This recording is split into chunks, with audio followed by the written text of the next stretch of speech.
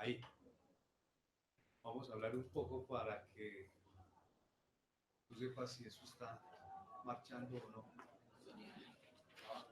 Ah, ahora ya estamos.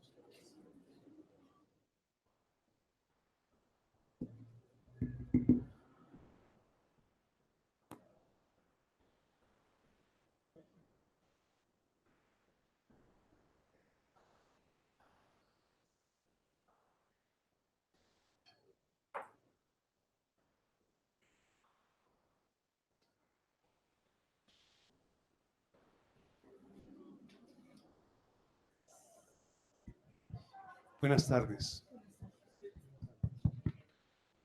Estamos hoy para escuchar la lección de Guillermo Bustamante Zamudio. Eh, Desde el comienzo sabíamos que veníamos como en ese arco de una suerte de apertura de la discusión, como ustedes vieron, tratando de ocultar algunos fundamentos de la individuación, eh, pero con la clara conciencia de que eh, hay que tener una prudente actitud, digamos, crítica, de desconfianza frente a la individuación. Y sabemos del trabajo de Guillermo Bustamante en relación con la individuación y las críticas que ha hecho a la perspectiva de Simondón. ¿No? Que para nosotros es como un cierre de comienzo, como que a partir de lo que hoy va a presentar Guillermo, a su vez también se abrirán nuevas posibilidades de discusión. Les recuerdo, Guillermo Bustamante Zamudio es doctor en educación de la Universidad Pedagógica Nacional, magíster en lingüística y español de la Universidad del Valle, licenciado en literatura e idiomas de la Universidad Santiago de Cali, profesor titular de la Universidad Pedagógica Nacional. Entre sus libros se puede destacar Ensayos sobre educación en Colombia, Evaluación escolar y educativa en Colombia, El concepto de competencia, Un caso de recontextualización, La escuela paraíso de los lugares comunes, Sujeto, sentido y formación, y tal vez uno de los más recientes, el más reciente, La formación como efecto. Aquí estamos hablando de Guillermo principalmente como investigador en el campo de la educación, de la pedagogía, pero como tal vez ustedes, muchos de ustedes lo saben, Guillermo ha trabajado mucho el campo del minicuento, de la minificción, en donde, pues, sin exagerar, pues es una autoridad planetaria y es un conspicuo conocedor de psicoanálisis, razón por la cual siempre debemos esperar que hable apelando a minicuentos y como llamó a uno de sus libros, con un sesgo psicoanalítico que creemos ya no puede dejar. También dicen que estudiar cualquier disciplina es un síntoma. Bueno, Guillermo, muchas gracias por acompañarnos durante toda la cátedra, no solamente hoy como lector, sino como organizador de la cátedra, que como saben, también la hicimos en asocio con la participación de la Universidad de Antioquia, particularmente toda la tanda simondoniana, en especial nos la ayudó a coordinar la profesora Lina Gil. Al final, después de las preguntas, ojalá nos acordemos todos de cómo van a quedar los compromisos de entrega de la evaluación, o para la evaluación o para la calificación. Ya hablando con Guillermo acá es muy difícil saber si lo que van a tener es calificación o evaluación. De pronto lo que se asegura es que haya calificación. De nuevo, muchas gracias y por favor.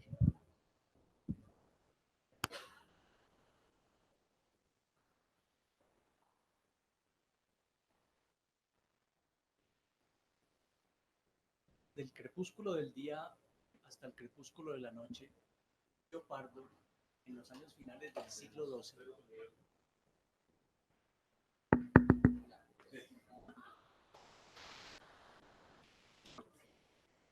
Hola, sí.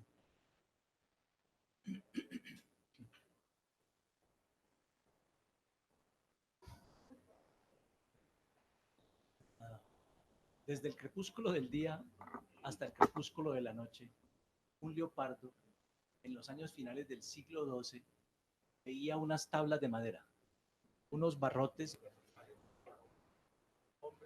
cambiantes, un paredón y tal vez una canaleta de piedra con hojas secas.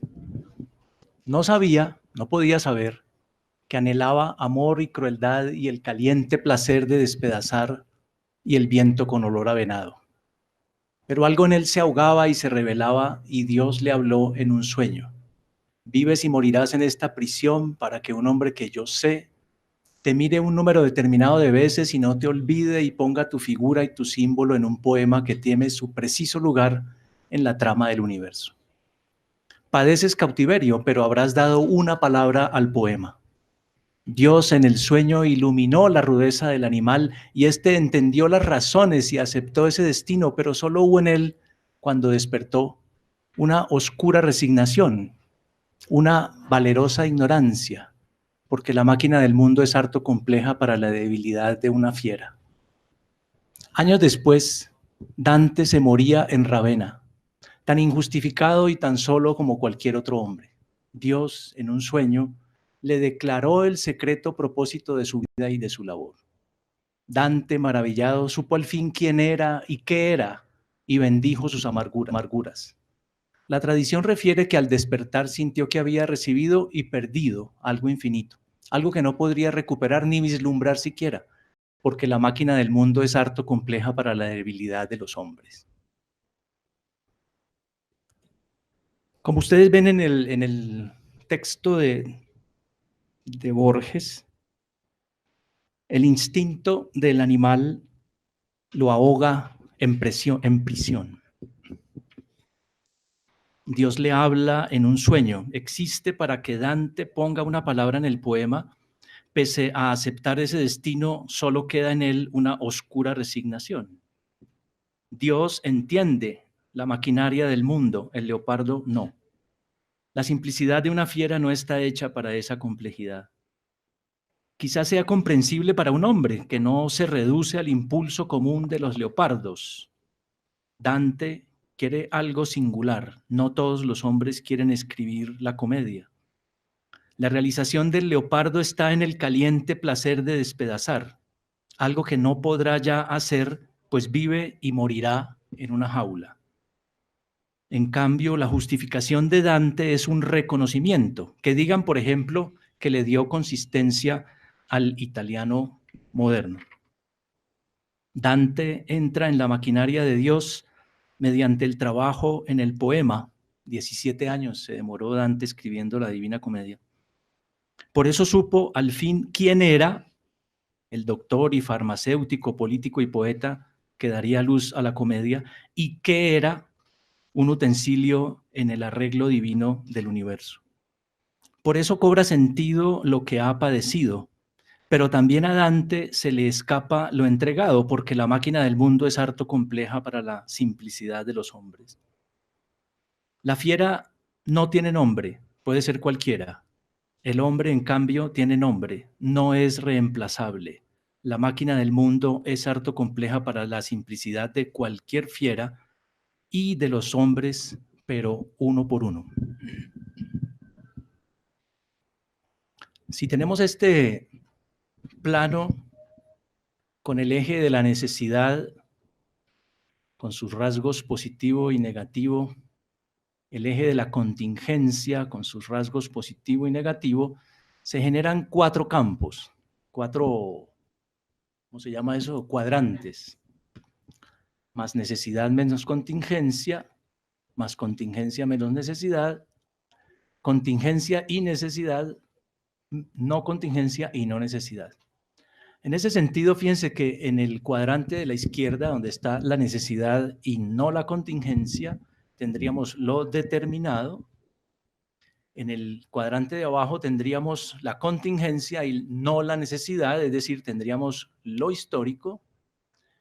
En el cuadrante superior derecho tendríamos lo estructural, es decir, una contingencia que se ha hecho necesaria. Y en el cuadrante inferior izquierdo tenemos lo que llamo, para efectos de esta explicación solamente, pragmatismo, en el sentido de que no está asistido ni por la contingencia ni por la necesidad. Tenemos entonces esos 4 campos, esos 4 espacios. Vamos usando ese recurso, vamos a hablar un poco de la posición del sujeto y un poco discutir, que es algo de lo que quiero hacer por las cosas que he escuchado en el marco de las presentaciones, discutir con ciertos conceptos, como por ejemplo el concepto de dispositivo. Entonces, usando ese recurso que acabamos de ver, podríamos decir que el lenguaje en esa posición de contingente, el lenguaje es contingente, interpela a un viviente que es capaz de hablar, que es el Homo sapiens, es el único. Digamos que también le hablamos a los helechos, pero hasta ahora no han dicho nada. Le hablamos también a los perros, le hablamos a los animales, hasta ahora no han dicho nada. O sea que son vivientes no interpelables por el lenguaje. Son interpelables, por ejemplo, por el tono con el que uno le habla a un perro o a un gato. Es decir, que si ellos sí obedecen efectivamente a lo que nosotros decimos, pero no por lo que decimos, sino por la manera como lo decimos. Entonces, en ese lugar del viviente, que sería algo necesario, hay una interpelación del lado de la contingencia del lenguaje. Si hay una condescendencia a esa interpelación, podría no haberla, es decir, no todos los seres humanos interpelados por el lenguaje hablan. La gran mayoría sí, pero hay unos que no. Entonces tendríamos lo que yo estoy considerando que es un sujeto, es decir, sujeto es el resultado de la interpelación del lenguaje. Y cuando quedamos interpelados por el lenguaje, en ese lugar de necesidad y contingencia, que es un lugar que se va a transformar ahora cuando veamos el segundo esquema, digamos, el sujeto como ese lugar de necesidad y contingencia, no tiene vuelta atrás. O sea, no hay un reciclaje, no hay un punto hacia abajo o un punto contrario en el que el sujeto se pueda desdecir del lenguaje, que pueda echar marcha atrás en relación con esa interpelación. Es decir, una vez creada la condición de hablante, o sea, de sujeto, no hay vuelta atrás.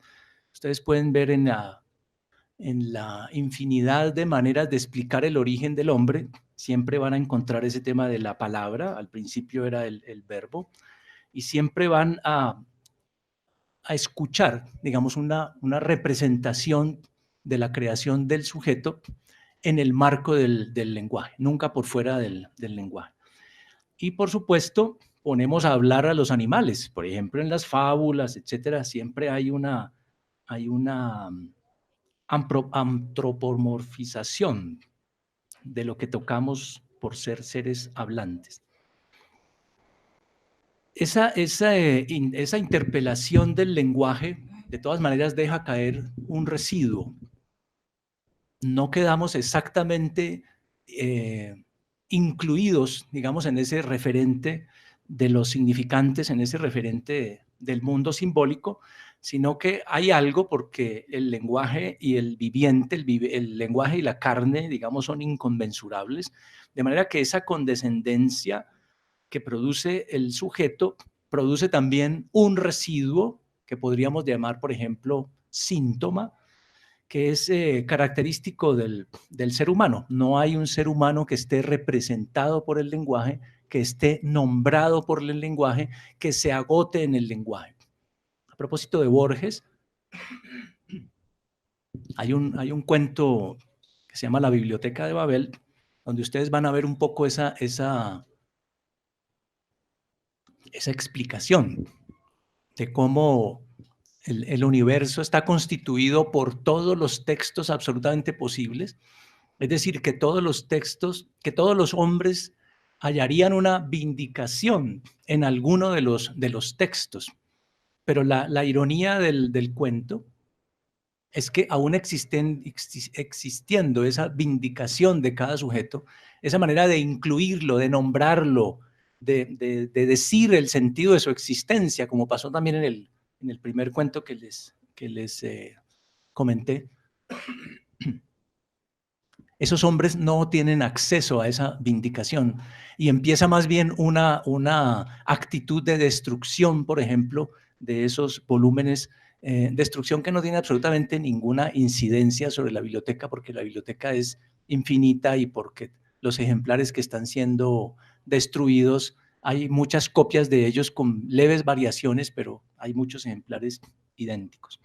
Entonces, el sujeto del que estoy hablando es un sujeto dividido por esa dirección hacia el lenguaje, ¿sí? Pero también por ese residuo que lo constituye y que no es nombrable, que no es circunscribible por el lenguaje, pero que por supuesto habla en el lenguaje.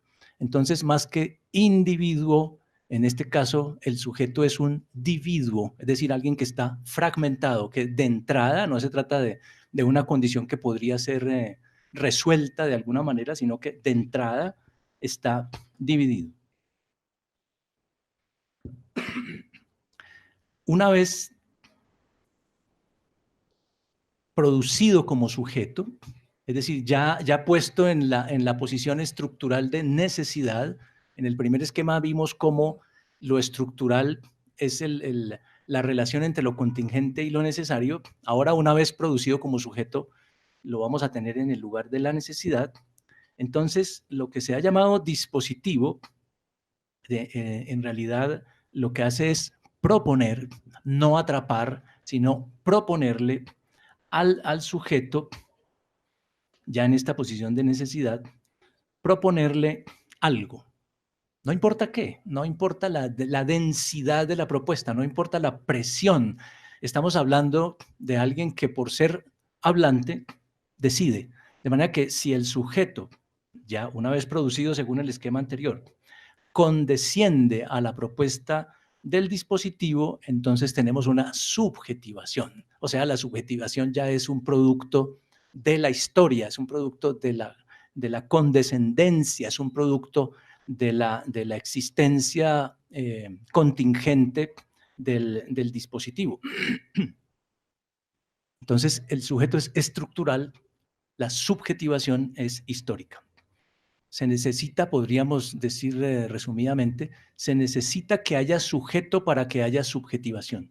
No se puede, por ejemplo, en la manera como Agamben explica la idea del dispositivo, mezcla todas estas cosas y entonces la interpelación al viviente ya produce una subjetivación. Se salta, digamos, la dimensión de la producción de lo estructural. Sabemos que cualquier niño nacido en cualquier cultura puede aprender cualquier lengua, no se trata de una condición histórica, sino de una condición de posibilidad determinada por esa interpelación que el lenguaje le hace al sujeto.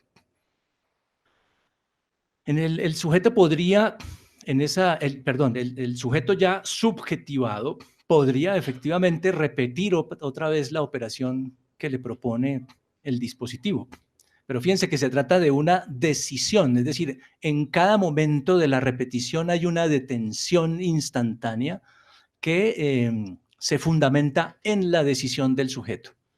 En las explicaciones que se dan sobre el concepto de dispositivo, aparece siempre mágicamente una idea de liberación, una idea de convertir la vida en un proyecto artístico, en un proyecto estético, no sé qué. No se entiende cómo en la explicación tendría lugar, por ejemplo, una huida de ese dispositivo, si no es a condición de poner la idea de la decisión, de la condescendencia del sujeto. Por supuesto, como en el caso anterior, cae algo de esa operación, es decir, el sujeto no queda incluido en la propuesta ni de los dispositivos, sino que, digamos, parcialmente hay una modalidad de satisfacción sintomática a partir de la participación en ese dispositivo. No incluyo aquí, digamos, la discusión de el momento en el que la condescendencia podría tener otro otro valor y entonces el sujeto ponerse en otra clave. En la próxima vez que nos veamos les cuento esa parte.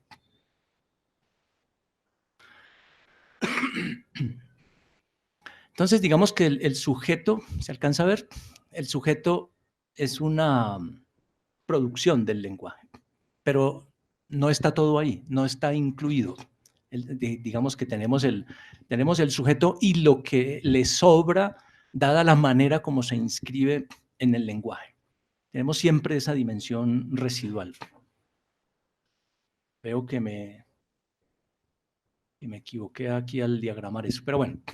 Vamos a pensar entonces en una dimensión estructural que vamos a llamar sincrónica y en una mediación. Esto es lo que no ven los que piensan, digamos, que el asunto humano se resuelve todo históricamente. Tenemos una dimensión estructural, pero tenemos una dimensión de mediación, una dimensión diacrónica. La estructura es sincrónica, mientras que la mediación es diacrónica. Esa mediación tiene un excedente. Por eso los que hablan de la historia de los dispositivos, por ejemplo, en relación con la educación, suelen hablar, por ejemplo, del poder, de las modalidades de poder. Aquí lo que decimos más bien es que en esa mediación, que siempre es histórica, hay un excedente. Y ese excedente está ligado, si lo que logré hacer aquí nos lo permite ver, está ligado a una dimensión de satisfacción que ahora explico. Hay dos niveles, digamos, de esa dimensión estructural. El tema de la lengua como realización de ese lenguaje, ya tenemos una concreción de esa realización, la lengua, y lo que en el grupo de investigación hemos llamado TECNE, que se trata de ese excedente que queda, no, excedente no porque coincide con la otra expresión, digamos como eso que del sujeto que no queda nombrado, pero que lo impulsa a hacer algo, por ejemplo, lo que Kant llama el impulso, lo que Freud llama la pulsión, que es el hacer con esa dimensión, digamos que resulta del trabajo con la lengua, eso que no queda nombrado en la lengua, pero que resulta como efecto de la lengua, a eso lo hemos llamado TECNE, que se expresa de las 1000 maneras que ustedes conocen, como por ejemplo hacer máquinas que no funcionan o poner 300 dominós para tumbarlos después y ver cómo ¿sí? También para hacer máquinas, pero la dimensión del hacer humano no tiene que ver con la necesidad, digamos, obtener a partir del hacer humano cosas para satisfacer la necesidad, digamos, es un valor agregado. El asunto es que hay seres que no tienen ni siquiera con qué comer, no tienen ni siquiera con qué vestirse y esculpen, hacen arte, hacen todo tipo de práctica que reconocemos como humana. Entonces, llamamos utensilio a esa aplicación que viene de la TECNE y que tiene que ver con lo que Pierre Bourdieu ha llamado los campos. No es el momento de explicar eso, pero para nuestra explicación es necesario, digamos, como ubicar las fuentes de esa realización estructural a través del utensilio. La mediación a través de, esto sí ya histórico, ya diacrónico, como dice allí, a través de las relaciones sociales de producción, es decir, como aquello que le da, digamos, como cierta base de comprensión a la participación de los sujetos en los procesos productivos, y del excedente, lo que hemos llamado excedente, hay, digamos, un plus de gocio que es una obtención de satisfacción más allá de la pérdida que se tiene de satisfacción por el hecho de pasar por el lenguaje. Por ejemplo, cuando uno hace ejercicio y cuenta el número de flexiones que hace, digamos, ahí es como una idea de obtener un poquito más después de lo que está perdiendo, obtener una cierta ganancia. O como cuando ustedes ponen en su revólver las marcas del número de estudiantes que han sacrificado en pos de la calidad de la educación, ese tipo de cosas, digamos, marcan como esa dimensión del plus de goce. Entonces, lo que está ligado al dispositivo es una articulación entre la determinación social y el excedente. Por eso tenemos, por ejemplo, esa dichosa época en la que uno le podía pegar a los estudiantes, ¿sí? Es un excedente. Hoy lo vemos como, oiga, pero ¿cómo se le pega a los niños? Pues es que la pregunta es absolutamente tonta. En el momento se le pegaba porque hay un excedente más allá de la mediación que permite configurar unos mecanismos de acción a escala diacrónica e isocrónica que llamamos dispositivo. Digamos, está dado al azar, está dado a la confluencia de personas, de discursos, de prácticas, el asunto de cómo hacer con el otro, cómo hacer con la necesidad, cómo hacer con el mundo. Eso es a lo que estamos llamando dispositivo. Y cuando ese dispositivo se sedimenta, entonces tenemos lo que se llama aparato. Por ejemplo, la escuela no es un campo, la escuela no es un dispositivo, la escuela es la sedimentación de una serie de dispositivos que han funcionado y que han ido cobrando ya, digamos, dimensión de ley, dimensión de participación obligada en lo social, etc.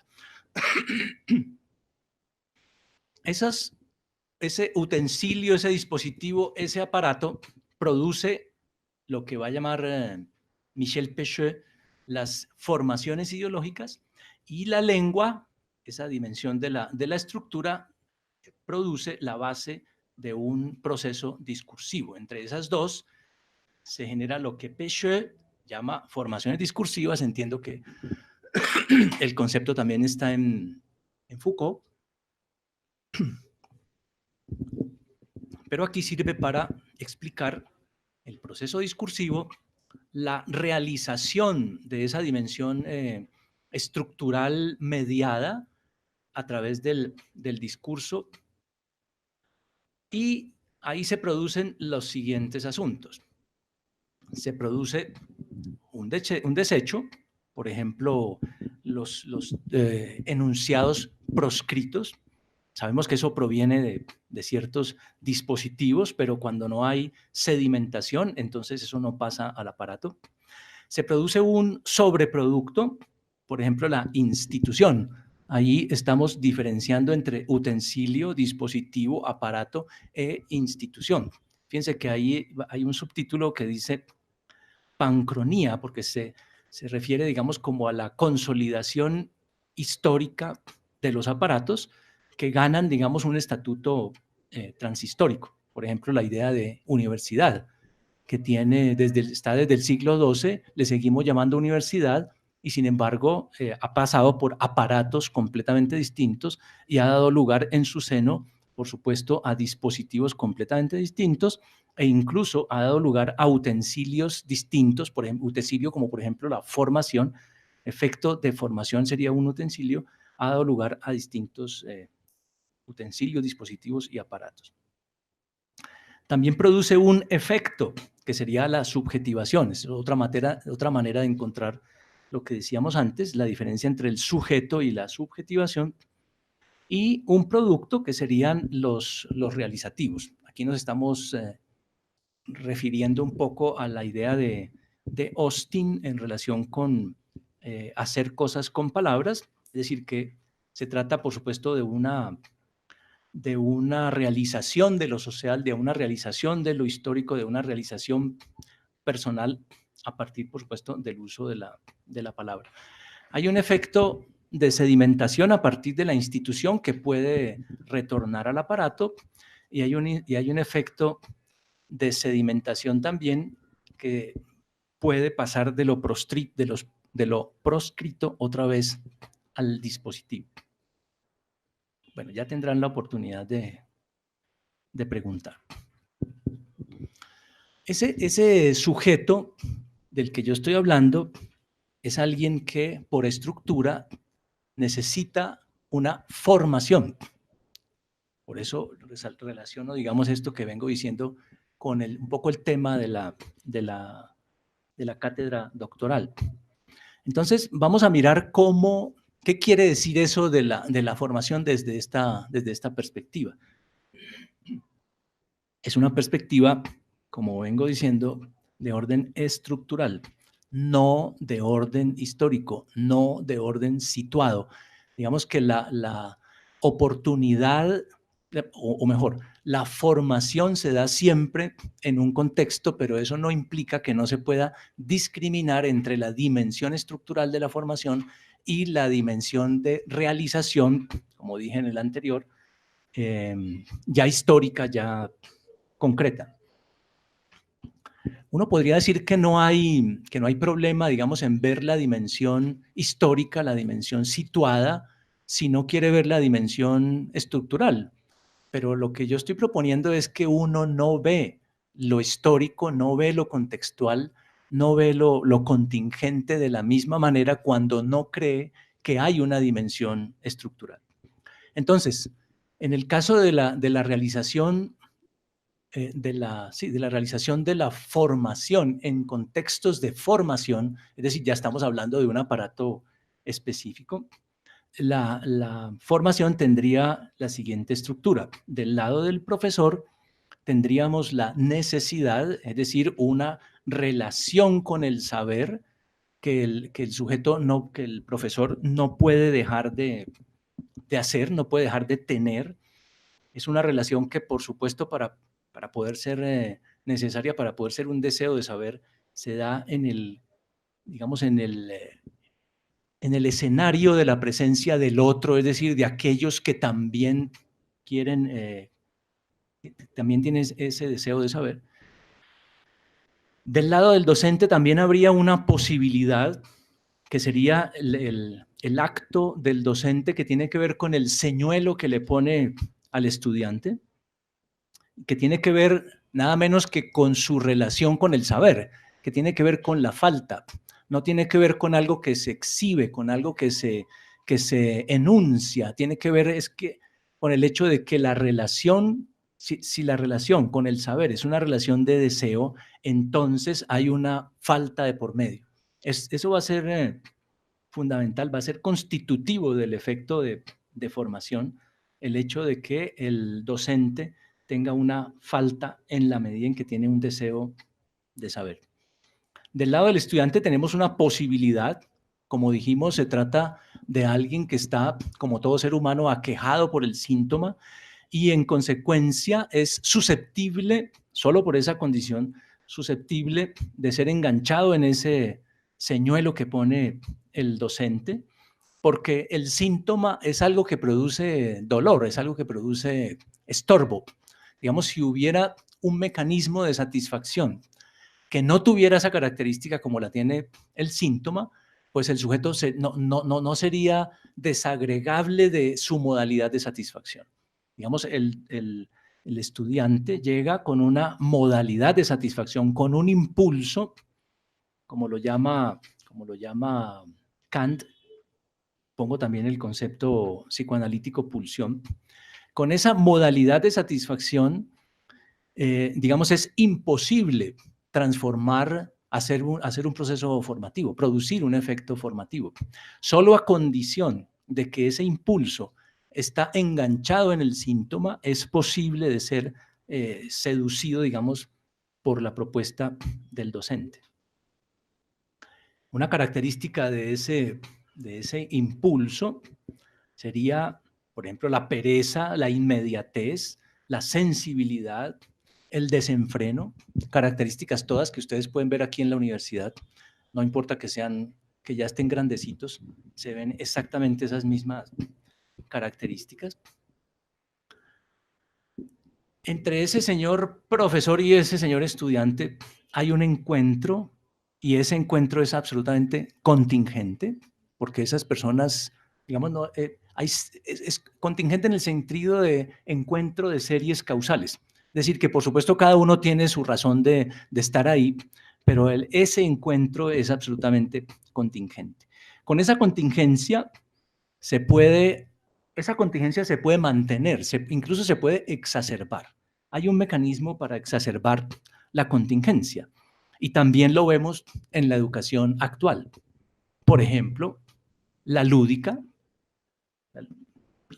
sí tiene tilde, la lúdica, obedecer a las necesidades del estudiante, por ejemplo. Esa es una lógica hoy de construcción de currículo. Hay que construir el currículo es de acuerdo con la necesidad del estudiante, de acuerdo con el contexto. Hay que responder a las necesidades del contexto y no hay que joderle mucho la vida a los estudiantes. Digamos, hay que tener cierta laxitud, hay que permitirles cosas. Ya no somos los viejos pues que reprimían todo. Y bueno, esa es una manera de exacerbar la contingencia, es decir, una manera de impedir la formación. Y por supuesto, eso es un diagnóstico de lo que es hoy la educación, es decir, un mecanismo para impedir la formación. Por lo tanto, ahí hay una imposibilidad. Hay otra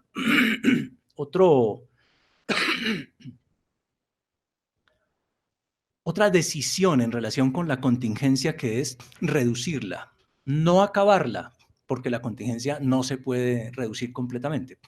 Pero sí hay un ejercicio de posibilidad que sería reducirla, y esa reducción tendría que ver con la labor del maestro cuando introduce trabajo, cuando introduce tiempo. Fíjense que es curioso, el estudiante no quiere trabajar, el estudiante quiere que el otro trabaje. Por eso le preguntan a uno, ¿cómo hago para investigar tal cosa? ¿Y en qué libro se encuentra tal cosa? Es decir, usted es el que debe trabajar, yo no voy a trabajar. El tiempo, por ejemplo, hoy no se han parado, pero es increíble cómo en 10 minutos ya voy a una conferencia y en 10 minutos ya estoy aburrido, me paro, veo el celular, etcétera. Es decir, la idea de un tiempo propio es absolutamente inexistente. Por eso la función del docente, cuando el docente reduce contingencia, inyecta tiempo, es decir, le abre al sujeto una posibilidad que no tiene porque no tiene tiempo. No tener tiempo es quererlo todo ya, como dice Kant en el Tratado de Pedagogía. Quererlo todo ya es justamente no tener tiempo. En cambio,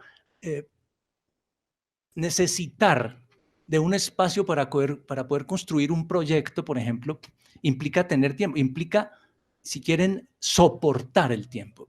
Y eso no lo tiene el estudiante.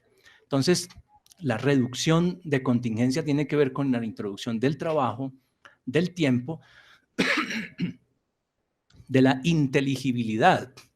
Porque fíjense que en la parte de arriba a la derecha está la idea de sensibilidad. Es decir, que el objeto del impulso es un objeto sensible. Por eso de quererlo todo ya es querer la satisfacción ya, que le muestren PowerPoint, que le muestren cosas, que le den Sparkis, que le den alguna cosa que conmueva el cuerpo, ¿sí? Mientras que lo que el maestro hace es introducir un objeto que no es sensible, un objeto que es inteligible. Y eso, por supuesto, el estudiante no lo quiere porque como él es perezoso, él le gusta lo inmediato, etcétera. Entonces, ¿cómo hacer para que el otro inyecte un poco de tiempo en su propio ser y en consecuencia poder acceder a un objeto de naturaleza inteligible? Y por último, la introducción digamos, es en un listado un poquito como haciendo la comparación con los otros azules que hay ahí, la introducción de límite, cosa que por supuesto, como ustedes ven hoy, no existe en la educación. Cada vez es incluso al contrario, hoy son los estudiantes los que nos ponen límite. El estudiante me dice que yo no debo dictar clase porque están bloqueando el edificio, o me dice hasta cuándo dura, o pone a todo volumen el parlante aquí al lado y no puedo dictar la clase. O sea, el límite lo pone es él. Por supuesto que eso produce una imposibilidad, como vemos a la izquierda en la parte de abajo, mientras que la idea de introducir tiempo, trabajo, inteligibilidad y límite produce una posibilidad, no una garantía. O sea, la formación no es previsible, no está garantizada. Es una posibilidad, el efecto formativo. Si hay efecto formativo, entonces el estudiante deja caer algo de su impulso, construye, tiene la posibilidad de construir un proyecto, encuentra una satisfacción en el objeto inteligible, en el objeto abstracto formal, ¿sí? Y se produce en él un deseo. Vamos a ver ahora un poco más sobre eso. Eso implica que solo retroactivamente, solo como retroacción, yo puedo deducir que hubo un formador. Es decir, un profesor no es forzosamente un formador. La función de formador solamente se puede verificar cuando hay efecto formativo. Igual en el otro lado, la retroacción que produce la función formante.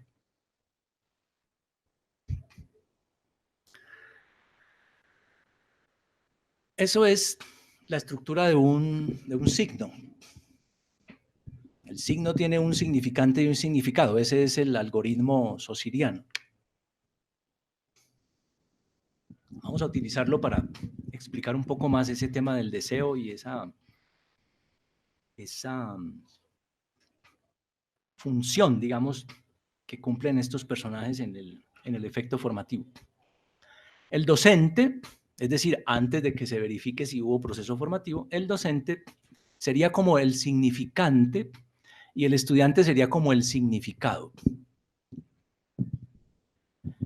Por ejemplo, cuando uno le dice a alguien, haga las multiplicaciones por 2 cifras, entonces el niño sale corriendo hasta cierta edad, ¿no? Después ya se dan cuenta que eso es estúpido y entonces ya no llama mangallo, pero mientras tanto están dichosos haciendo la tarea. Es decir, es como decir que el significado de la acción del maestro, el significado de ese significante, es el docente. Eso, por ejemplo, se realiza de una manera que en la universidad se puede llamar asistente de investigación, por ejemplo. Es el que hace la tarea. Es el que le da, el otro le da el sentido de su acción. Es el que lo ubica en su lugar. Cuando en esa relación, que es necesaria, es imposible que no haya esa dualidad de funciones. Cuando en esa relación se da una transferencia de trabajo, es decir, cuando el docente tiene una relación de deseo con el saber, de tal manera que tiene una falta, es decir, que se le nota que algo le falta, no es algo que exhiba o que diga, sino que se le nota que algo le falta. Entonces, en esa transferencia, digamos, a causa de que tiene una relación de deseo con el saber y que tiene una falta, es posible que haya una transferencia de trabajo. Es decir, que el docente que tiene esa relación de deseo con el saber, que algo sabe, crea con su presencia, encarnando el saber delante del otro, crea una condición de posibilidad para transferir no la información, no el saber, sino el trabajo. Es decir, que la idea de asumir, de que un estudiante asuma cierta perspectiva de saber por el hecho de que ha sido puesta de presente por un docente delante de él que encarna ese saber y que además tiene una falta, en esa opción lo que el estudiante coge es la posta del trabajo, no la información. Casualmente todo lo que se sabía antes puede ser, digamos, es un poco baladí, es un poco como para presentar el examen del ICFES o para programas de concurso, pero lo que uno sabe antes de tener un deseo de saber, digamos, es bastante superfluo. Mientras tanto, todo lo que han puesto los docentes, porque por ejemplo al comienzo hay una oferta muy grande de saberes, lo que los docentes han puesto es sencillamente una carnada como la llamábamos. Entonces, si hay alguien puesto en la posición de transferir el trabajo o no, pasan dos cosas.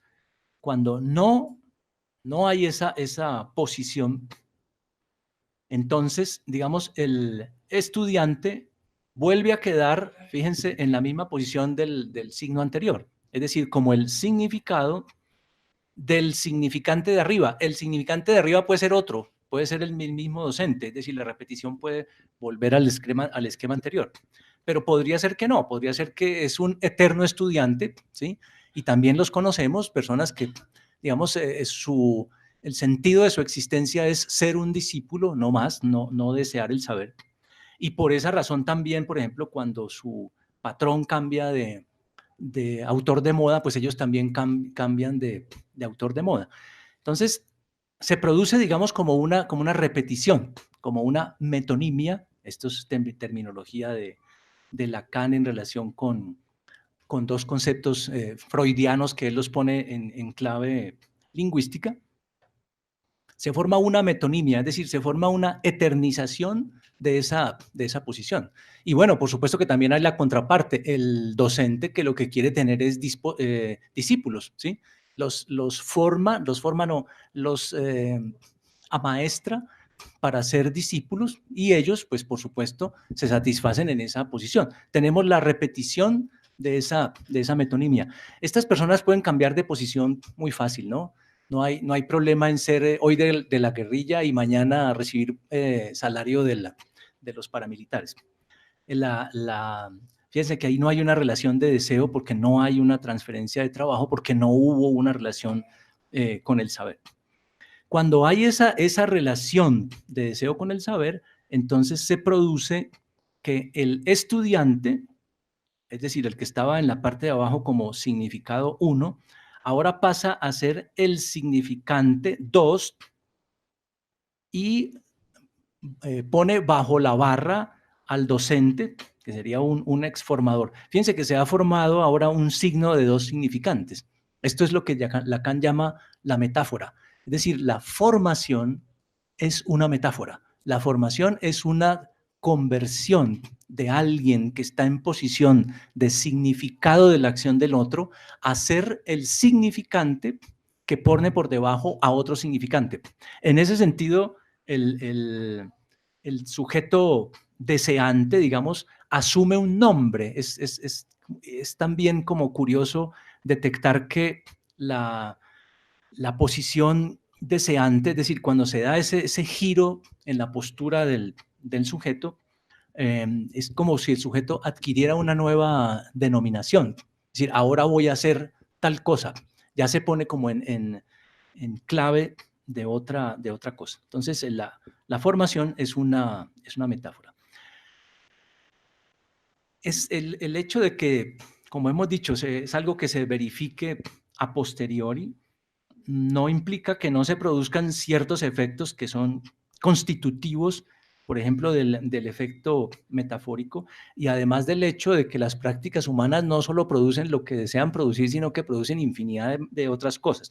Por ejemplo, el primer efecto es el significado. Fíjense que el signo de la izquierda a la izquierda, ese signo tenía un significado. Al pasar un significante encima del otro, se produce una liberación del significado. O sea que el deseo que se produce como efecto de la formación es la apertura de un destino posible para el sujeto, de un significado posible para el sujeto, pero está liberado ese significado. No es el significado que le pertenece a un significante, sino un significado que queda, digámoslo así, a disposición del sujeto. También se producen sobreproductos. Todos estos nombres están para discutirlos, ¿no? Pero es importante ver, digamos, la cantidad de elementos que se producen también y que a veces no paramos bolas en ellos. Por ejemplo, uno aprende una lengua, pero también aprende un dialecto. Es decir, uno habla la lengua y le dicen, usted es costeño. O sea, si eso no me lo enseñaron. Es un sobreproducto, no es constitutivo, digamos, de la enseñanza misma de la lengua como tal, y sin embargo se produce eso. Y se producen una cantidad el caso de la lengua sería una buena manera de ejemplificarlo. Pero bueno, vamos a hablar de algunos de esos sobreproductos. Digamos, un residuo que es el caso de un olvido. Es clásico, por ejemplo, recordar, al menos así ocurre cuando nos reunimos los que salimos en el 75 del bachillerato, nos reunimos y de lo único que hablamos es de las diabluras que hicimos y de lo que hizo el uno y lo que dice el otro. Es decir, es como la dimensión pulsional, la dimensión de impulso, es como la que gana el lugar. Y sin embargo, a esas alturas ya todo el mundo escogió sus caminos, ya hubo un efecto de formación, pero nadie habla, nadie recrea, digamos, como ese momento que a veces no es muy claro, en el cual uno puede identificar la presencia de alguien, de cómo alguien hacía las cosas de cierta manera que implicó que yo hiciera la elección de un saber. Por eso hablo de olvido. Un producto excedente, y es que hay una interpretación de todo lo que uno hace, pero un poco como para el desengaño de ciertas personas que ven que halagan, digamos, la representación que un docente se hace de su práctica. Resulta que ese producto excedente generalmente se hace digamos, en el marco de la doxa. Es decir, la representación que el profesor se hace de su propia práctica no necesariamente describe su práctica. Es mucho más factible encontrar en esa explicación lo que circula por ahí en la prensa, en los noticieros, en la revista de la Federación Nacional de Educadores.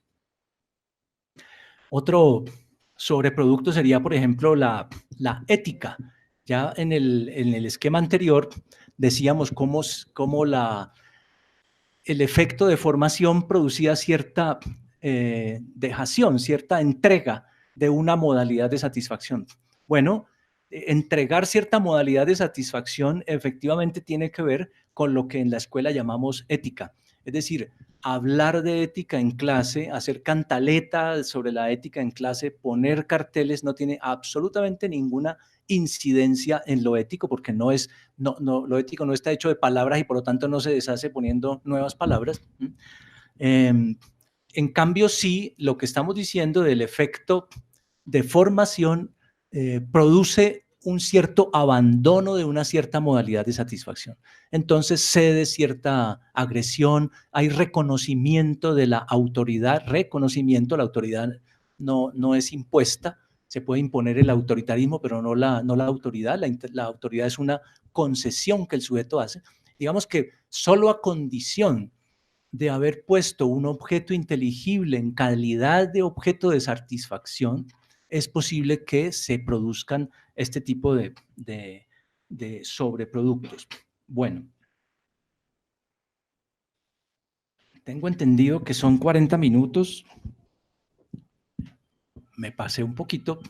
Quiero señalar que yo había escrito un texto que se les envió y que yo iba a leer, pero leo muy mal, entonces me pareció que era mejor improvisar, improviso peor, pero me siento menos mal, y entonces en ese texto, sencillamente sobre ese texto, querría destacar un poquito lo de la relación con Simondón, porque digamos bueno, ustedes lo leyeron, no haría falta, me hace falta a mí.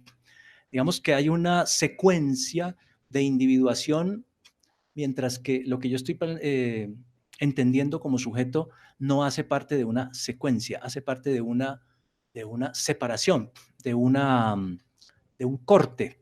O sea, no hay continuidad entre los minerales, los vegetales, los animales y los hombres. Hay una discontinuidad. Digamos, la entrada por la vía de la contingencia del lenguaje produce una discontinuidad. Es decir, que si hemos de hablar de algo en relación con el sujeto, como intenta Simondón, me parece que no tendría que ver con la idea de una cierta continuidad. Guardadas las diferencias, por supuesto, pero es un poco como esa idea de Engels, de que la naturaleza empieza por lo bajo en el mineral y termina en el espíritu, es decir, en los seres humanos, como que hay una especie como de plan de teleología de la naturaleza que escogió quién era el mejor y los mejores somos nosotros. No, hay una discontinuidad y por lo tanto la explicación de lo que podría ser algo como la individuación tiene que ver con la entrada, digamos, al lenguaje. Pero entrados en el tema del lenguaje y en ese sentido también habría que explicar la función de lo colectivo en esa estructuración del sujeto. Entrados en esa explicación sobre el sujeto de la manera como lo he hecho, queda claro, o por lo menos quiero que quede al menos la inquietud de que ese sujeto está fragmentado desde la perspectiva de la construcción de su propio cuerpo, porque el cuerpo se construye en la misma lógica que explica Hegel. La producción de las conciencias se produce como un tema de reconocimientos, es decir, es un cuerpo hecho a partir de la relación con el otro, no es un cuerpo biológico, y digamos esa presencia del otro en la definición de mi propio cuerpo me divide, porque el otro podría no estar ahí para dar testimonio de mi existencia. Por eso la agresión es constitutiva de la identificación, porque el otro es el que me reconoce, pero también el que podría desconocerme. A esa escala estoy dividido a escala del lenguaje, porque el lenguaje no me vindica, porque el lenguaje no me nombra, porque cuando cojo el camino de explicarme por la vía del lenguaje, empiezo a dejar de ser. Es la línea de la metonimia que señalaba antes. Por la vía del lenguaje, pierdo el ser en la metonimia del lenguaje, y cuando dejo de hablar, no me constituyo desde la perspectiva simbólica. Y por el lado del impulso, pues el impulso es también un motivo de división. El sujeto se pregunta, ¿por qué hago lo que hago? ¿Por qué, por ejemplo, las personas que consumen alcohol o drogas son los más conscientes de que no deberían hacer eso y sin embargo lo hacen? Es decir, ahí en el impulso me divide el lenguaje, me divide la identificación. Por lo tanto, la idea de un individuo es un poco contradictoria con esa perspectiva que les he planteado en relación con el lenguaje. Bueno, muchas gracias.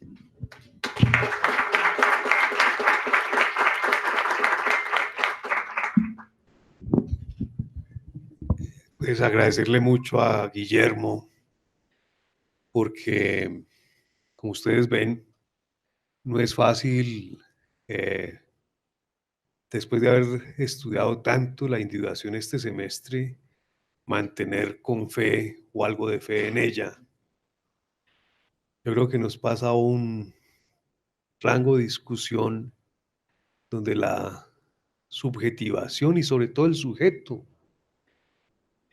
en su individuación tiene más peso para un proceso formativo que la individuación.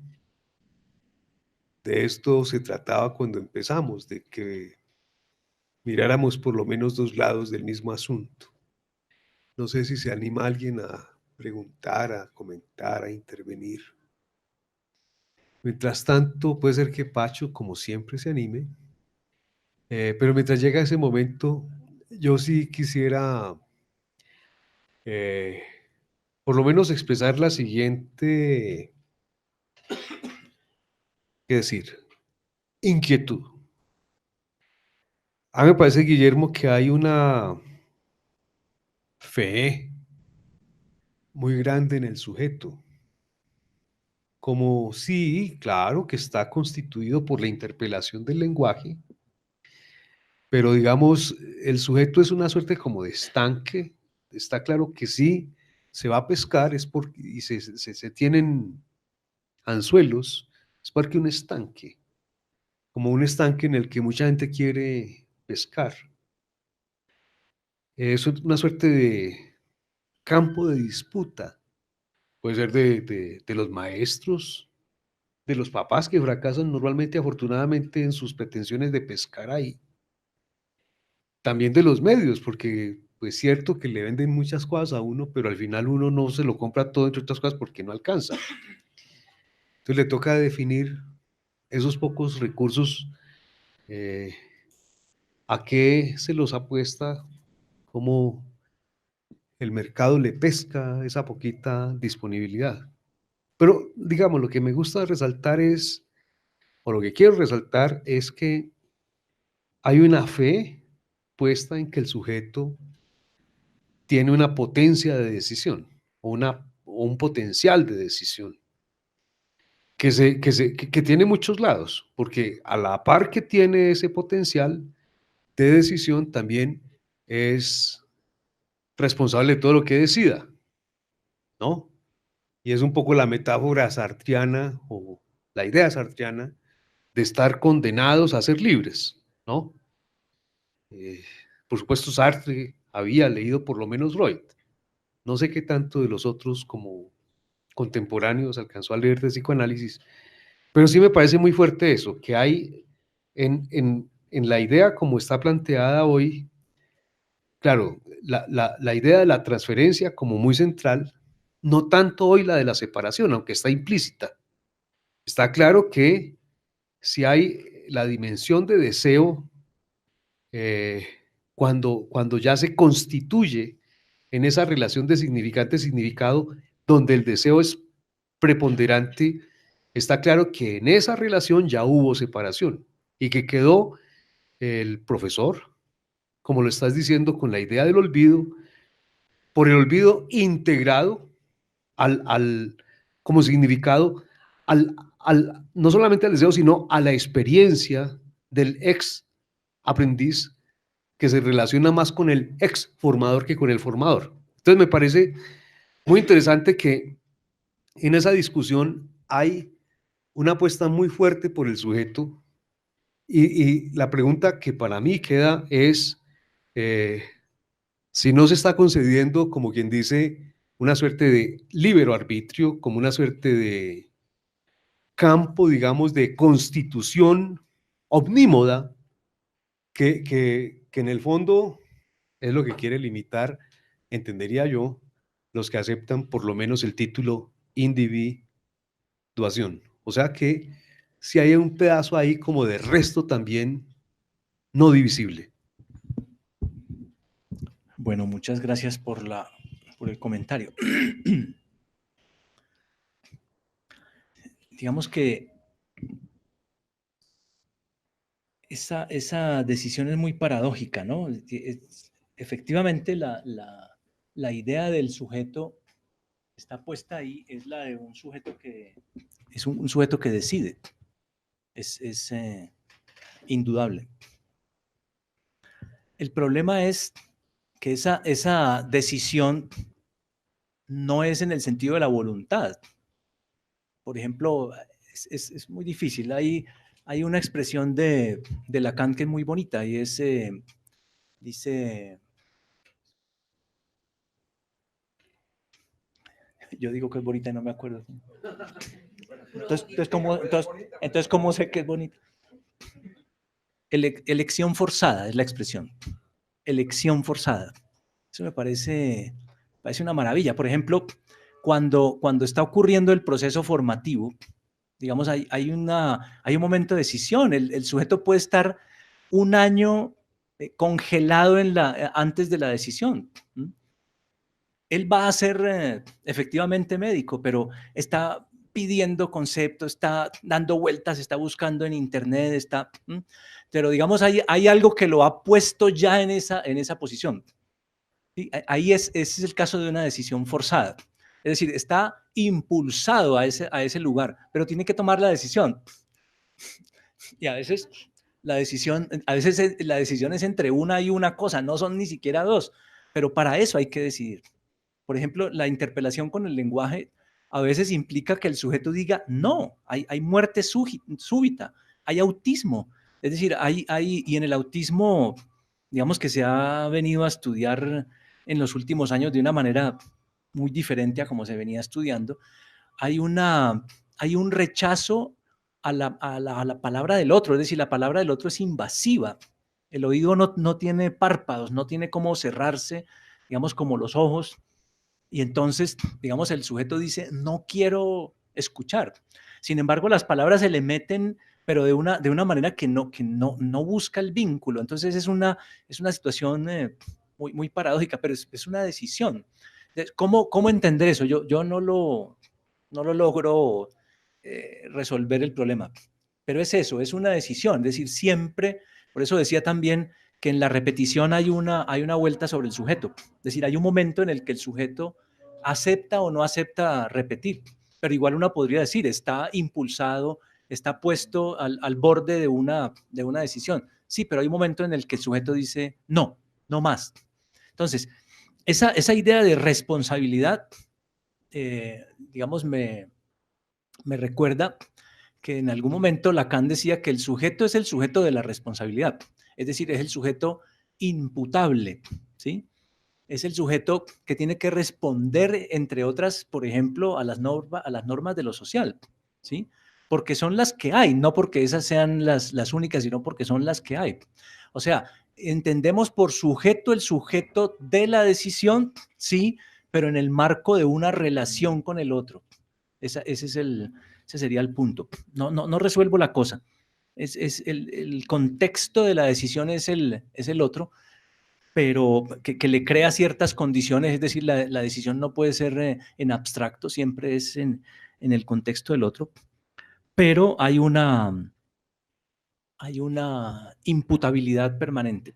O sea, desde que empieza a hablar, empezamos a imputarle responsabilidad. O sea, puede que no sea desde el punto de vista de la ley imputable, pero desde el punto de vista de la relación con el otro, sí. Uno le pregunta, ¿por qué le pegaste al perrito? ¿Por qué empujaste al hermano por las escaleras? Es decir, hay una exigencia.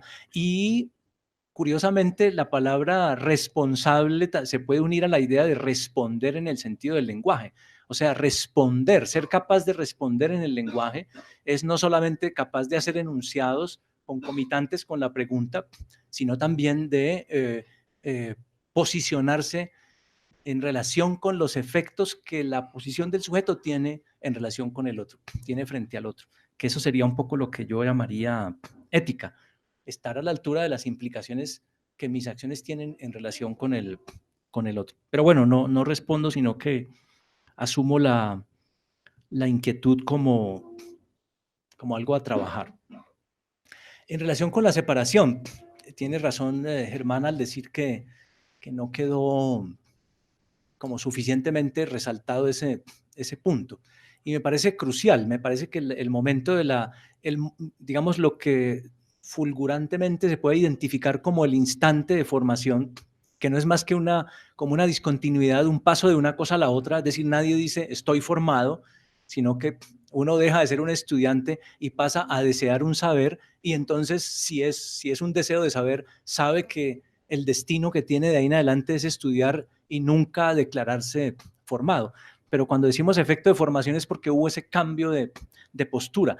Y ese cambio es un cambio en el que implica una separación, exactamente como dice Germán. Por ejemplo, la del olvido es una modalidad de separación. Los docentes, muchos docentes se suelen quejar, espero que yo no lo haga a su debido momento, quejarse de que esta es una profesión ingrata, que el otro no le agradeció a uno, etcétera. Pero yo como veo el asunto de la formación es crear unas condiciones del otro, crear unas condiciones de posibilidad para que el otro se separe.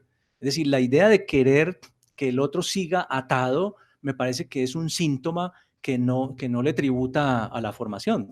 Casi que yo agradezco cuando hay un efecto de formación en el sentido en que el otro se separa. Separarse es pasar de ser el significado del significante docente a ser el significante que pone bajo la barra a otro significante, ¿sí?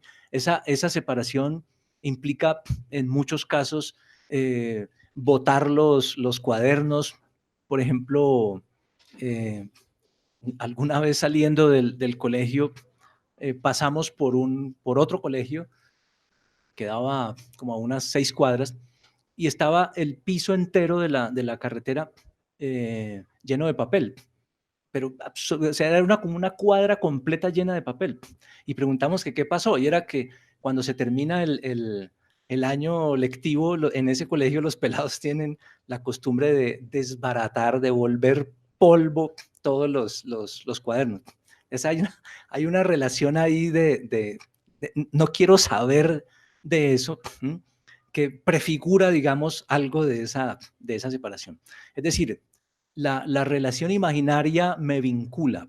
El docente podría condescender a esa relación imaginaria o podría elevar el saber en condición de relación, es decir, borrar o si quieren velar la relación imaginaria, la relación de identificación. Es un poco como el velo que había antaño entre el acusmático y el maestro, ¿sí? No lo puedo ver de frente, es la idea de poner un velo a la relación imaginaria. Poner un velo a la relación imaginaria en este caso quiere decir elevar el saber a la condición de posibilidad de relación, lo cual implica romper la relación de identidad, la relación digamos, que produce en mí, como les decía, la corporeidad. Entonces, digamos, ahí ya se prefigura una posibilidad de separación. Ahora el docente apunta al saber, lo encarna delante del otro, pero el otro sigue estando en posición de significado de la acción del otro.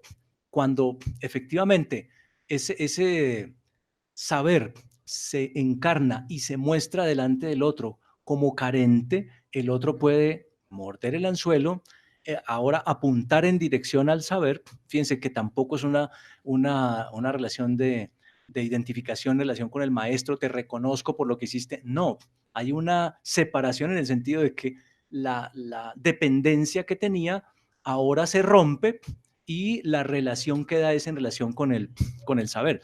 El maestro se puede sentir absolutamente desatendido en esa decisión, pero lo que estoy diciendo que es que es constitutiva del efecto de formación. Entonces, el efecto de formación es un efecto que es posible gracias a la separación.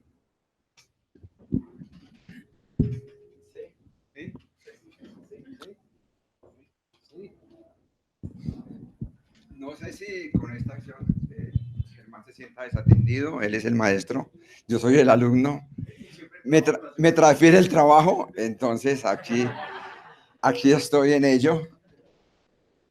Espero que no se sienta desatendido, yo trato de atenderlo lo mejor posible.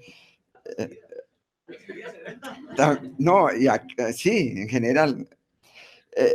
Guillermo, bueno, varias cosas, pero, dos preguntas, ¿sí? Pero antes de las dos preguntas que son muy puntuales, son muy a mi estilo, son puntuales, una cosa concisa. No es fácil seguir, digamos, es muy pedagógica la exposición y tal, pero cuando hay más de 3 conceptos, a mí se me llena el disco y ya las relaciones me hacen difíciles, aunque los mapas ayudan. De ahí viene una pregunta, yo me quedé en uno de los primeros cuadros, me gustaría que me hiciera intuitivo algo, simplemente, es la primera. Y es cuando habla de necesidad-contingencia. Yo puedo hacerme la idea de contingencia sin necesidad, lo puedo hacer intuitivo, o la de necesidad sin contingencia, también es intuitivo. Pero hay un par allí que ni lo uno ni lo otro, o las dos, yo la verdad no la logro, y estuve allá haciendo fuerza harto rato y no logré sintetizar. No, yo seguí, después tomé algunas notas, no seguí, pero el esfuerzo, ya en piloto automático, el esfuerzo se estaba quemando allá, ¿me entiendes? Esa es una. Y la otra, con respecto al texto, yo hice la tarea porque el profe me dijo que leyera, entonces yo leí el texto también. El texto, hay muchas cosas para conversarle de ese texto, porque pues, es un texto lleno de entradas y salidas, ¿no? Entra y sale. Hay momentos, digamos, como flash, y se arma una idea allí. Pero, digamos, de todo esto, hay una que me gustaría que abundara un poquito en ello, y es esa idea de que la certeza no depende de las razones, sino del deseo. O sea, cuando alguien tiene una certeza, no hay problema de argumentos. En cierto sentido, los argumentos serían falaces con respecto a la certeza. Y la certeza depende de mi impulso, como que tengo las ganas que tengo de que algo sea verdad. tengo ganas de que algo, de que la suma interna de los ángulos de un triángulo sean 180 y las puras ganas son 180. Y no depende de la demostración, quedaría, porque está dicho en seco. Se dice en seco y luego se repite en seco. Y yo vi el principio epistemológico y dije, bueno, puede ser cierto, pues hay cosas que uno no sabe. Profesor, usted no me enseñó todo. Hay cosas que uno no sabe.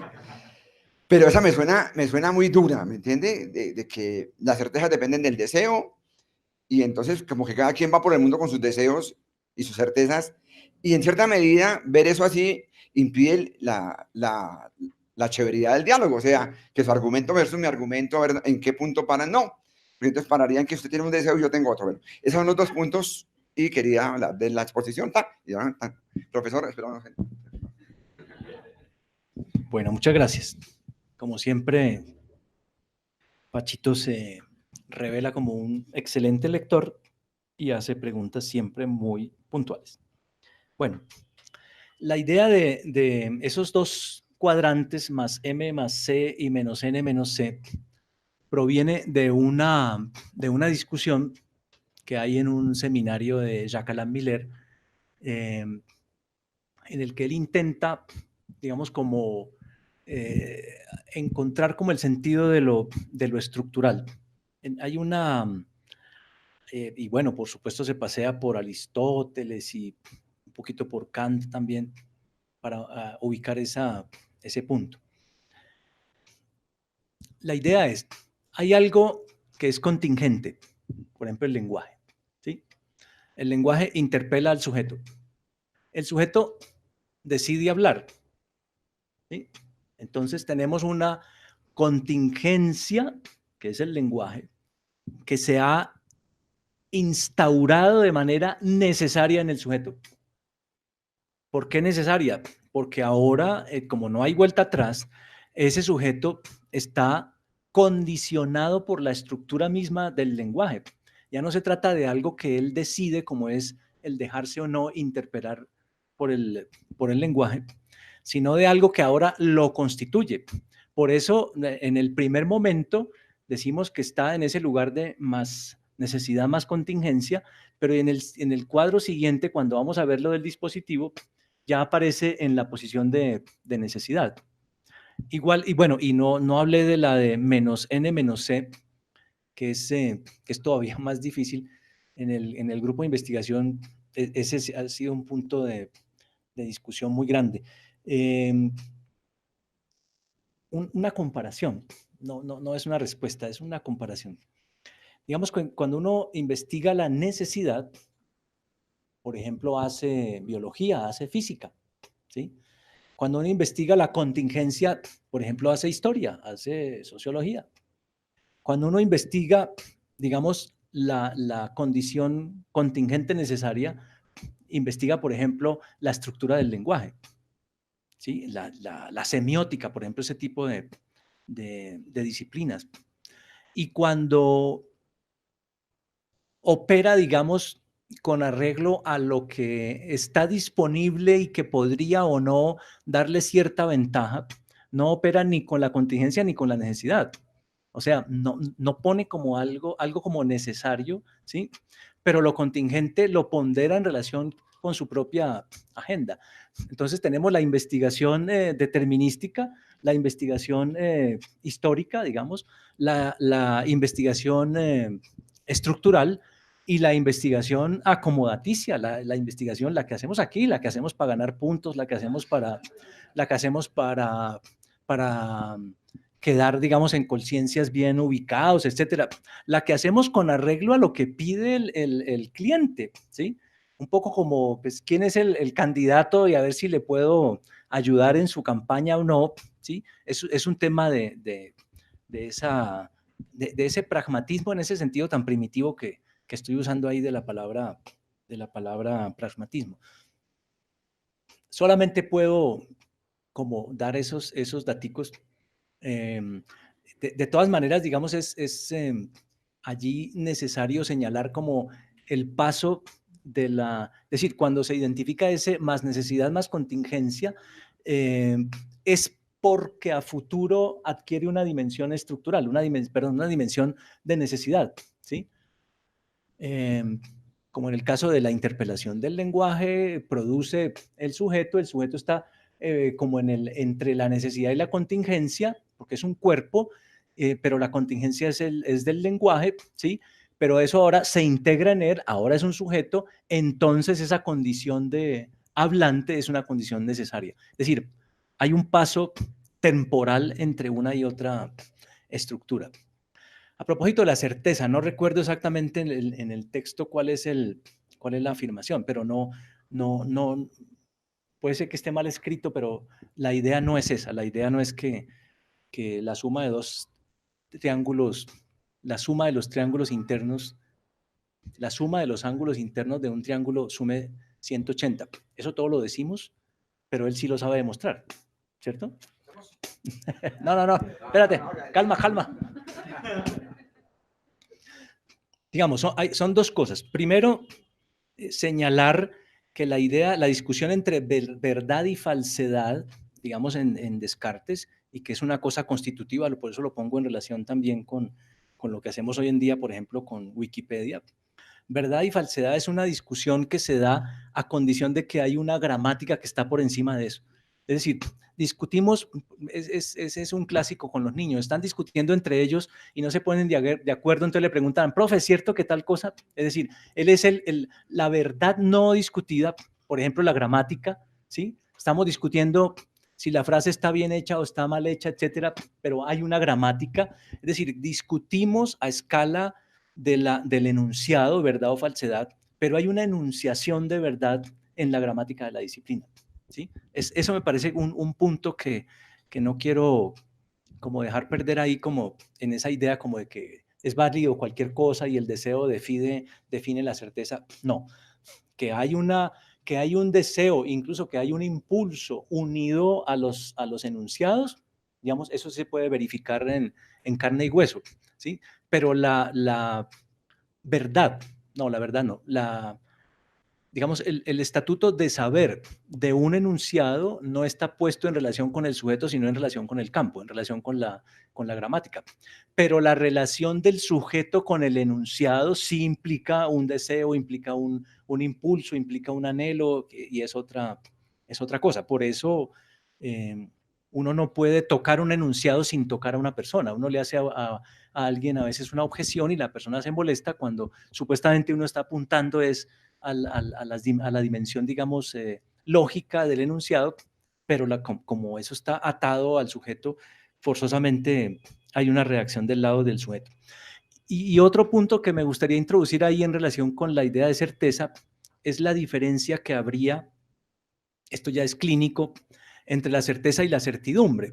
Digamos que una cosa es la idea de no hay nada que me saque de este concepto, ¿sí? Por ejemplo, en el caso de la psicosis, cuando alguien identifica, por ejemplo, que Dios le ha asignado una función en el mundo, digamos, no hay nadie que pueda intervenir para disuadir a ese sujeto de ese lugar. Es decir, incluso muchas veces las personas como los psiquiatras, hay varios psiquiatras en el cementerio por esa razón, porque tratan de disuadir al psicótico, ¿sí? De que no, mire, usted está delirando y eso no es posible, Dios no habla con usted, etcétera, ¿sí? Entonces el personaje, si es un paranoico, por ejemplo, pone al sujeto, lo pone entre ojos, porque entonces él es parte de los que lo están persiguiendo y incluso lo podría matar. Entonces, en el caso del psicoanálisis hablamos de certeza cuando se trata de una voz que viene de afuera y que le dice al sujeto qué es lo que hay que hacer, y eso es absolutamente, Lacan dice, indialectizable, mientras que la certidumbre es algo, digamos, propio de los neuróticos, que hoy están absolutamente seguros de algo y mañana ya puede que cambien de postura.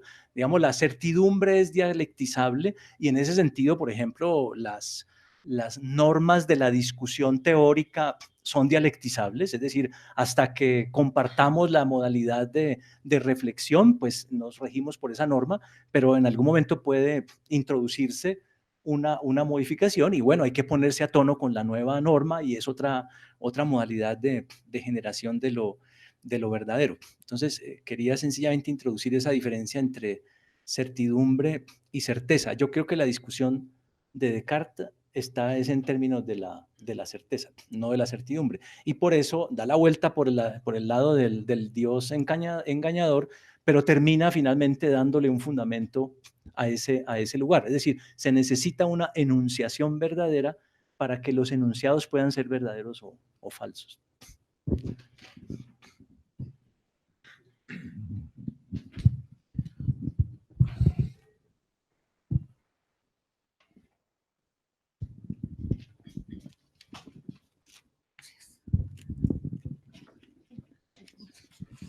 Mi pregunta tiene que ver, Guillermo, con el hecho de que usted señala que un sujeto, para su subjetivación, puede ser seducido y, digamos, tener una elección forzosa, como nos acaba de aclarar. Estaba pensando en la posibilidad de que no hubiese dispositivo ni aparato que lo sedujera. En ese caso, ¿qué pasaría con ese sujeto no subjetivizable? Y el segundo asunto es cuando usted dice que cuando el estudiante cambia de lugar, se queda con un significado que está disponible para su deseo. Entonces, me parecía muy difícil pensar un significado separado del significante. Y más bien pregunto si no será que él se convierte, así como su maestro fue en algún momento, perdón, como él fue significado para su maestro en algún momento, él no puede convertirse también en un significado o en un significante, más bien significante para otro, para un otro. Sería eso, gracias.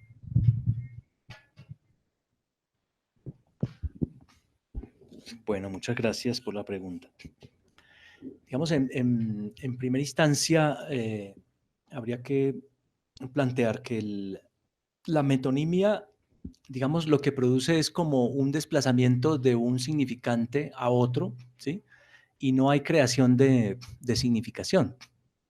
Digamos, bueno, si no pongamos ejemplos, pero la idea es, si usted piensa en una metonimia, inmediatamente lo que hay es como el cambio de una parte por el todo, etcétera. Ahí no hay un nuevo significado, es el mismo significado. En cambio, en la metáfora se produce un nuevo significado. Digamos, pero fíjate que a condición de que un significante subsume a otro significante debajo de la barra del signo, ¿sí? Se produce un nuevo significado. Es como un significado que estaría buscando significante. Un poco esa es la posición de quien ha, digamos, decidido trabajar con el saber. Digamos, esa persona formada, ¿sí? Es alguien para el cual, digamos, hay un significado posible. Él va a ser el significante después de ese significado, ¿sí? Pero mientras tanto hay un sentido posible para él. O sea, el deseo es posibilidad, ¿sí? Antes él no deseaba, él trabajaba para el otro, ¿sí? Hace las tareas, etcétera. Y eso dura más o menos como hasta la edad de jubilación. Uno puede estar en esa misma posición ya listo para envejecerse y sigue exactamente en la posición, haciendo la tarea. Es decir, no hay para él un horizonte posible. Cuando decimos ese significado que resulta de esa operación, lo que estamos diciendo es que se crea como un horizonte para el sujeto. Esa sería otra manera de decirlo. Es decir, el sujeto que se separa, para retomar lo de Germán, ese sujeto que se separa del otro, para él ahora hay un horizonte de posibilidad, ¿sí? Ese sería la respuesta a lo último.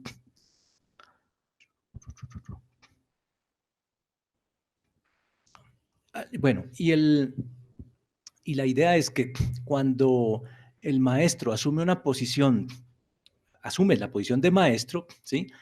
La idea de él no es poner al otro en la posición del significado.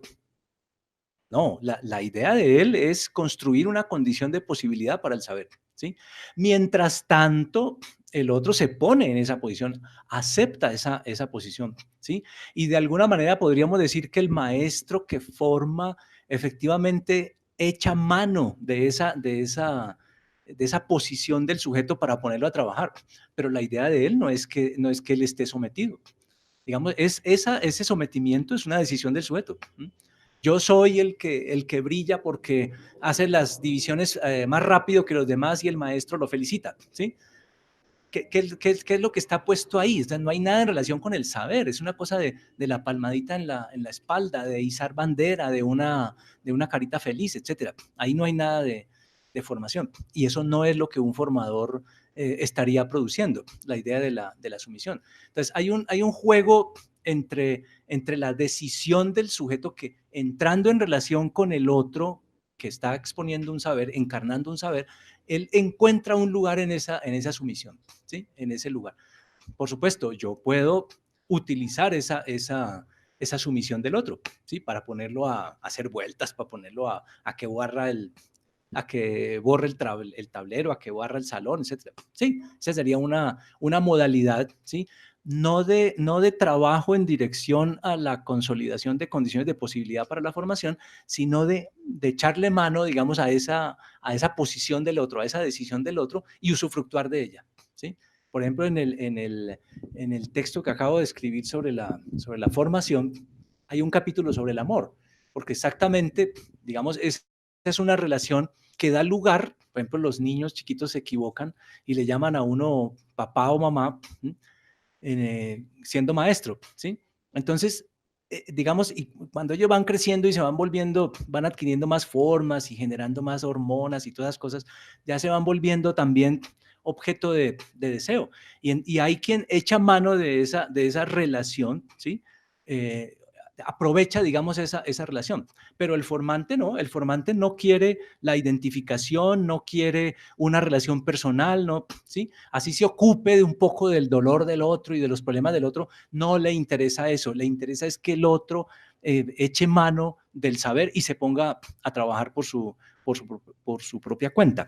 Entonces, es delicada la situación. Mijael Ende tiene un texto muy bonito sobre la crítica, donde plantea ese lugar como tan difícil, ¿no? Donde la sumisión del otro es como una condición de asunción de la relación, ¿sí?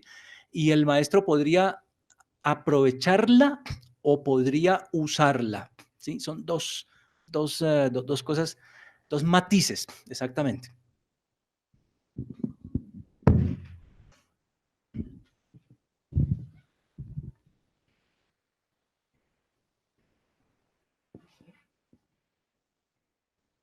Con esta pregunta vamos despidiendo la sesión. Muchas gracias, maestro, por la exposición. A mí me queda como una reflexión, sobre todo en el asunto final, en las críticas que formuló, digamos, a Simondón sobre el concepto de individuación como tal. Y mi pregunta va referida a qué tipos de distinciones se podrían hacer entre el concepto de individuación y entre el concepto de subjetivación, porque en muchas de las cátedras prácticamente algunos autores equiparaban esos conceptos como, digamos, un sentido de esa transformación que hay en el sujeto que puede pasar, entiendo que ahí va la crítica, por fases, secuencias, continuidad, etc. Entonces, yo entiendo que la crítica, digamos, al concepto de individuación en Simondón es que pareciera que el concepto tuviera cierta carga de determinación, digamos, y de linealidad, de consecuencialidad, y que usted dice no hay como una suerte de secuencia, continuidad, etcétera, sino que hay discontinuidad, desprendimiento, separación. Pero de todas maneras, yo creo que en la teoría que usted puso, digamos, de los campos, etcétera, parece que la propuesta de Simondón en torno a la individuación se quedara como en un campo, en el campo en el que se entrecruza la contingencia y la necesidad, porque Simondón se asume, por ejemplo, que hay, digamos, una esfera psíquica, colectiva, subjetiva, digamos, corporal, etcétera, en la que el sujeto se individúa. Y entiendo que lo que hay es como quien dice una crítica, decir, usted no está considerando el asunto del deseo y no está dando cuenta de esa carencia o esas carencias o de esa falta que hay, digamos, en el resto del esquema en el cual el sujeto se hace o se forma, etcétera. Entonces, mi asunto es ese, como qué diferencias se pueden establecer en ambos e incluso qué puntos de, digamos, de ligabilidad, porque sí pareciera que en Simondón también al aceptar la transindividuación digamos, el desarrollo, como quien dice, o no el desarrollo, porque ni siquiera habría que ver si en Simondón se puede hablar de desarrollos y más bien hablar como de fases del ser, digamos, en la medida en que hay, como quien dice, unos potenciales que de alguna u otra forma se van haciendo en el intercambio con lo que hay alrededor. En esa medida también no hay una suerte de indeterminación en la individuación que pueda hacer una legabilidad con el concepto de formación como tal y que dé cuenta de lo indeterminado también en esa relación del sujeto con lo que hay.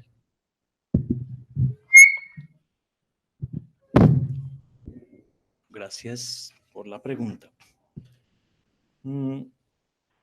Hay una observación de la profesora Nina frente a ese documento que implica un poco como efectivamente estudiar a Simondón. O sea, yo me puse a leerlo por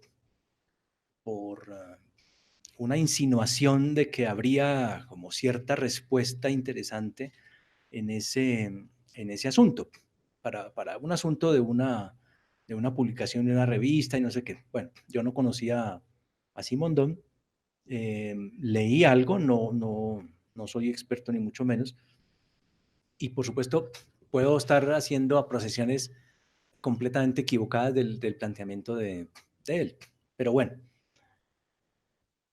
echando a perder se aprende algo. La subjetivación, digamos, para mí tiene la condición de sujeto. O sea, sin sujeto no hay subjetivación. O sea, la idea de que yo hago algo y produzco al mismo tiempo subjetividad y subjetivación no es lógico. Es decir, para que el sujeto asuma la oferta del dispositivo, se necesita que esté en condiciones de asumirla, es decir, que sea un sujeto. No puedo interpelar a un viviente ya con una propuesta de desear hacer X cosa, porque todavía no habla sencillamente. Primero tiene que hablar. Por eso Kant, digamos, es muy claro al hablar de que para que haya formación tiene que haber un proceso de desnaturalización. O sea, la idea de la discontinuidad ahí es kantiana. Es él el que habla de la discontinuidad. Entonces, digamos, yo no me meto a plantear cuál es la diferencia entre subjetivación e individuación, pero digamos, lo que a mí me interesa es, hay una producción de un sujeto que es una discontinuidad en relación con lo natural, o sea que todo lo que ha ocurrido antes, corrijo, no quiere decir que no haya un proceso como el que describe Simondón de individuación en tanto ser viviente, un proceso de individuación en tanto cuerpo, ¿sí? Sí, eso puede ser. El tema es que eso no es lo que está en juego cuando el viviente fue interpelado por el lenguaje. O sea, que una cosa es tener, digamos, una afección, un infarto cerebral, ¿sí? Y otra cosa es, digamos, que el cerebro funciona de determinada manera para poder que los procesos lingüísticos, los procesos deseantes, toda esa cosa tenga un lugar. O sea, que si se altera el cerebro, por supuesto que nada que hacer con lo otro. Pero el cerebro no es más que el soporte de la acción lingüística. Yo no puedo explicar la acción lingüística a partir del cerebro. No puedo explicar la acción social a partir del cerebro, aunque todas esas cosas tienen un soporte en el cerebro. Entonces, por supuesto que hay esa producción del sujeto viviente llamado Homo sapiens, en el sentido que diga Simondón, sí, no hay ningún lío. Pero el problema es que él fue interpelado por el lenguaje y esa interpelación produjo una discontinuidad, produjo una desnaturalización en términos de Kant. Y es eso lo que creo que no explica Simondón, ¿sí? No sé si allí entre de X o de Y manera el asunto de la individuación y la subjetivación, pero como he dicho, me parece que el lugar, digamos, del sujeto no se puede atar de ninguna manera. Del Homo sapiens sí, pero del sujeto no se puede atar a la dimensión corporal, a la dimensión de su participación como especie, no. Y menos aún, digamos, la explicación de Simondón. Simondón no explica, digamos, la relación que hay entre el sujeto y el otro sujeto a partir de la existencia del lenguaje, ¿sí? Sino que de alguna manera va como a la saga de lo que va ocurriendo y describe en términos de lo que ocurre. Yo decía en el texto que Simondón dice que la palma de coco produce cocos y si no produjera cocos, pues no produce cocos. Es un poco como que él no puede explicar en qué consiste el proceso, sino que va a la saga de la descripción. Entonces, por ejemplo, el tema de la transindividualidad o de la vida que se perpetúa a partir de los enunciados de los otros sobre el sujeto, me parece que es una cosa bastante, no sé, como ingenua, ¿sí? Por supuesto, teniendo en cuenta los elementos que he puesto, o sea, la interpelación del lenguaje. Y ya nos dijeron en una de las lecciones, de las cátedras, nos dijeron que a Simondón no le importaba el tema del lenguaje. Entonces, claro, yo digo, pero si el sujeto es definido por el lenguaje, entonces eso que él está definiendo como individuación no es aquella que tiene que ver con el sujeto, será aquella que tiene que ver con el viviente, pero no con el sujeto. Muchísimas gracias para todos.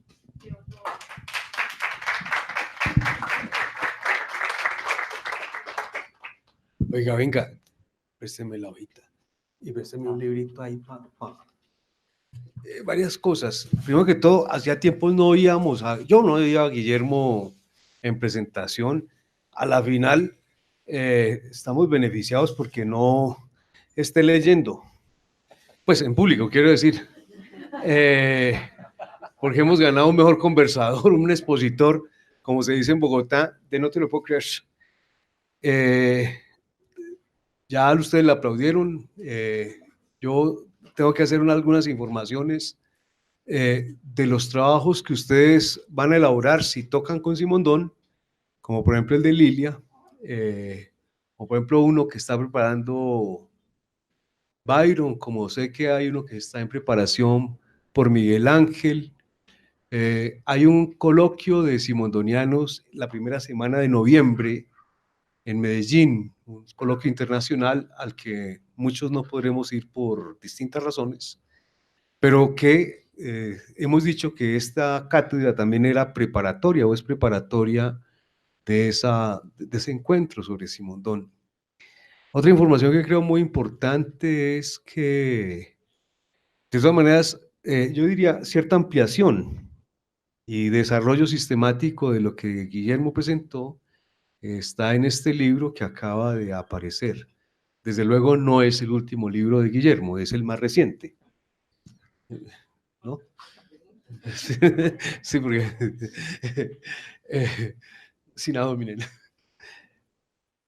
Me toca hacer la siguiente información sobre la entrega de escritos en esta cátedra doctoral en Educación y Pedagogía 2019-1.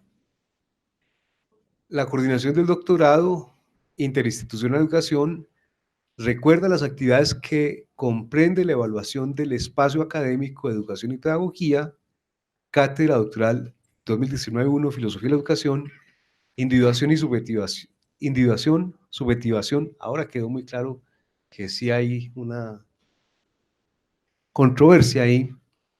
Individuación, subjetivación y formación. 1. Haber asistido al 80% de las sesiones de la cátedra, para lo cual se revisará el control de asistencia, cosa que tenemos la dicha de no hacer los que estamos coordinando. Si no les llega correo avisándoles que no vinieron al 80%, pues preocúpense para demostrar que sí vinieron. 2, cada estudiante podrá elegir una o varias de las lecciones para hacer el ensayo final, eso estaba en el programa del curso. De preferencia usará la bibliografía de base en la lección de la temática elegida. Podrá usar para el desarrollo del ensayo tanto las restantes lecciones como el acervo documental de su investigación. El escrito debe responder a la pregunta mutatis mutandis, claro que la pueden reformular. ¿Qué puesto tiene la individuación? Ahora diríamos que ninguno.